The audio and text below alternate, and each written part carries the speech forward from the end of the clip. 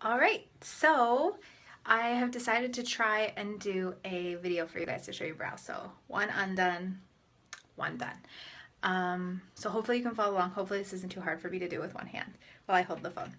So the first key to doing your brows is a spoolie. So you can go to your local department store, wherever, grab a disposable mascara one, works just as good. I got this one, I think at Morphe Cosmetics. It's like $1.99, so it's great.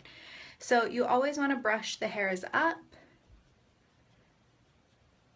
brush through, especially if you have long eyebrow hairs. I like a thicker brow. If you like a thinner brow, you don't have to brush them up, you can brush them over.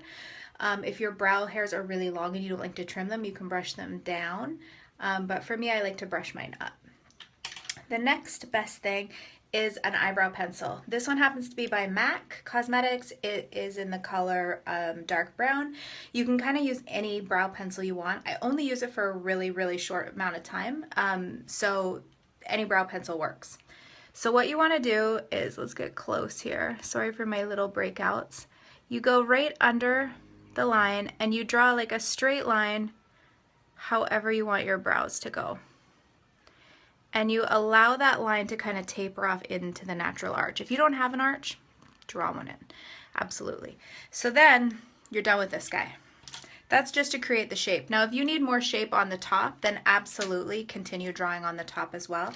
But for a more natural brow, what you want to do is start using something with a powder. So I use an angle brush. This one is by Anastasia Beverly Hills. And I use her brow powder as well. The reason I use her brow powder is, I'll show you, is this one is in chocolate. And it has 2 shades in it. So I use both shades. So the darker shade is going to kind of give the brow structure, whereas the lighter shade is going to fill it in so you don't look like a drag queen, right? So what I normally do is, oh gosh, I mix my brush in between them both. So like this here, you can see there's like a little divot in the center. I kind of mixed both shades. So I kind of go in the center with the brush, swish it around a little bit, and then I do the top. So a good rule of thumb when doing brows, especially if drawing them, is you can create a natural arch. So it's called like an eye-opening effect. So what you want to do is put your brush a little bit above your natural brow line and then bring it down. So already you've increased the eye. So the eye is looking up. So it's looking like you've given yourself an eye lift for free.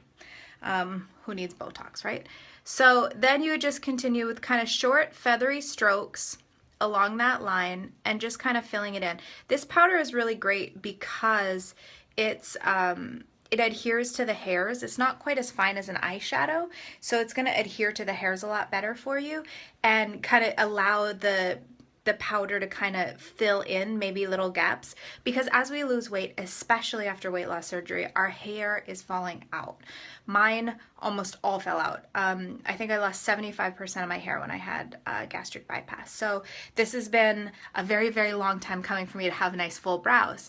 But you can always fake it with product. And then what I like to do is I start right at the base and just push the brush up kind of into the natural hairline, and then just keep kind of brushing it through. You don't ever want your brows to kind of look like, oh my god, did she draw her brows on, or are they really supposed to look like that? I like mine very structured. You don't have to do the bottom thing like I showed you with the pencil, or you can do the entire thing with the pencil.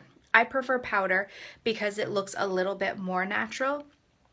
So then you kind of see, like down here I had no eyebrow actual hair. So I just take a little bit more of the darker shade and kind of go over that until it fills it in enough that it's not noticeable. So a little bit more. It's sort of weird doing it on the camera. And then a little bit more up here just to kind of make that line. So then what you do is you take your spoolie brush or your disposable mascara wand again and just brush it through. This is going to soften any kind of line. I always like to make sure you soften a little bit right here in the front, because that's sort of the place that it starts to sort of look the weirdest. If you're like me, like I have a full brow on this side and sort of a half brow, you can take your pencil again and just draw little hairs So just draw it straight up or over or wherever your hairs are lacking. Just try to go along the same grain that your hairs are. And then the magic thing for me for brows is brow gel. So this is Clear Brow Gel by, again, Anastasia Beverly Hills.